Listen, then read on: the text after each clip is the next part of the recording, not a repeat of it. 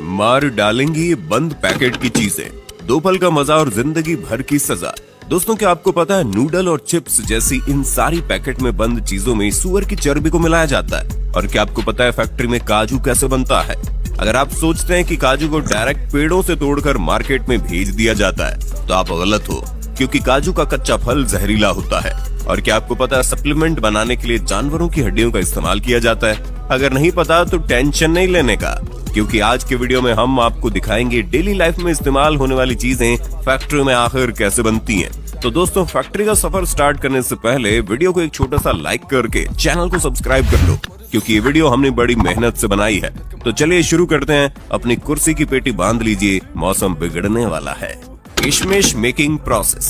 दोस्तों, किशमिश कितना फायदेमंद होता है ये तो आपको पता ही होगा, लेकिन क्या आपको पता है जो अंगूर हम बाजार से लाते हैं उनसे किशमिश नहीं बनते। अगर आप उन अंगूर से किशमिश बनाने की कोशिश करोगे तो अंगूर ऐसे ही खराब हो जाएंगे। दोस्तों, भारत में अर्कावती और सुल्ताना इन्हीं दो अंगूर की किस्मों से किशमिश बनाई जाती है। तो दोस्तों, किशमिश बनाने के लिए सबसे पहले इन अंगूरों की खेती की जाती है, और जब ये सारे अंगूर पक जाते हैं तब बारी आती है इनकी हार्वेस्टिंग की, जिसके लिए वर्कर सभी अंगूरों के गुच्छों को तोड़ तोड़ कर कैरेट में भरते जाते हैं, जिसके बाद इन्हें गाड़ी पर लोड करके प्रोसेसिंग एरिया में लाया जाता है। और फिर इन अंगूरों से भरे कैरेट को बारी बारी से इथाइल ओलिएट और पोटेशियम कार्बोनेट के मिक्सचर में डुबोकर 3 से 5 मिनट तक छोड़ दिया जाता है। ऐसा करने से अंगूरों के सारे बैक्टीरिया और फंगस नष्ट हो जाते हैं, और इन केमिकल की वजह से अंगूरों की सूखने की प्रोसेस भी काफी तेज हो जाती है और ये सड़ते भी नहीं है।